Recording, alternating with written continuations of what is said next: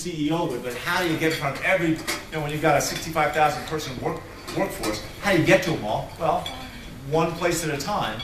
But I talk about these 3 E's. One is it's effective, efficient, and it's elegant.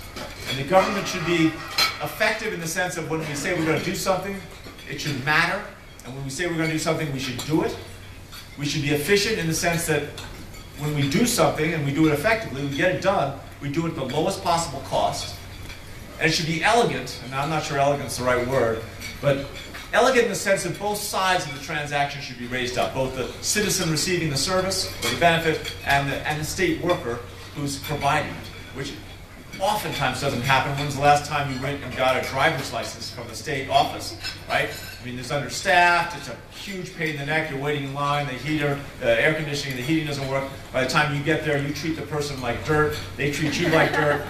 No one is raised up, right? That's the opposite of elegant, right? We're going to change that. It doesn't take any more money to do things right than it does to do things the wrong way. And I think, and we have metrics that will measure ourselves in terms of how successful we are in government.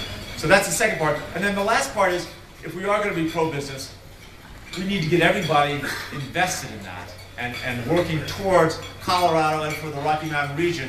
How do we attract more businesses here? How do we attract more entrepreneurs here? We understand issues like access to capital, right? That there is real issues, especially for smaller companies, but really for all size companies as they're trying to expand. And we can't provide the loans, but the Small Business Administration, the SBA, has a lot of loan programs that maybe the state should be providing a little bit more support, take a little bit of the risk, so that when a bank and the SBA partner, the state takes that first 5% or first 3% that makes transactions happen. How do we begin to take those ideas, those companies that are truly innovative and have grown up in Colorado, and begin talking about those narratives on the East Coast and the West Coast? We spend $15 to $20 million marketing the state of Colorado for tourism. Why aren't we also marketing some of the businesses we have here and the real innovative type of organization we have? Like Smartwool, I was, during the campaign, I was talking to their CEO, Chief Marketing Officer, Chief Financial Officer, and they started in Steamboat Springs. You guys have all heard of Smartwool, right? If you hike, you ski, Smartwool has dominated that kind of performance sock market for the last 8 or 10 years, and they've started in Steamboat 20 years, and they quite rightfully claim they wouldn't be the same company anywhere else. And I asked the CEO, I said, well, then how come on the packaging, nowhere does the word Colorado appear? Why doesn't it say, imagined and designed in Colorado? And he looked at me and says, that's a good idea, we'll do that. And I think part of this is how do we take those stories of the successful entrepreneurs, and even as we're cutting red tape, even as we're trying to find access to capital, how do we begin telling those stories, even through tourism marketing, through extended networks such as all you have, in a way that we begin to rebrand Colorado as a state that is, again, relentlessly protecting our land and waters, relentlessly holding ourselves to the highest standards, but relentlessly pro-business. I think that ultimately we will come back down to the ability to use those networks in a creative and powerful way that will help determine whether we succeed or fail in this. We have a thing we've just started called the Ambassador Program.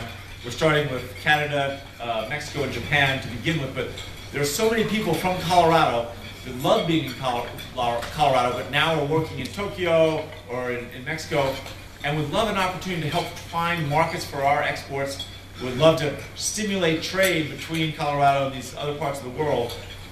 Networks to connect it. We have probably more retired C-level executives, CFOs, CEOs, Chief Marketing Officers from Fortune 500 companies that have chosen to retire in Colorado, and not just in Aspen and Steamboat and Crested Butte, but even along the Front Range. A lot of those guys, if we found the right company for them, if we had the right framework, I think they'd like to help Colorado, and I think they'd like to serve on the board of an innovative, rising company. And as probably most of you in this room know, if you get one or two of the right people on your board, it makes all the difference in the world. It saves you amazing numbers of mistakes and really leverages and accelerates your ability to expand. So, to a certain extent, let me just finish and say that I'm deputizing you all. If you didn't realize that governors had that capacity, but I do. you do have, and we will work out to reach out in the next 6 months with some of these network opportunities of trying to get everybody to try and market Colorado, both within ourselves as a pro-business environment that is looking at how can we be pro-business but pro-community, you know, to help companies succeed at the same time hold ourselves to these high standards, and also how do we change our brand and market ourselves outside of this state to not just the rest of the country, but the rest of the world.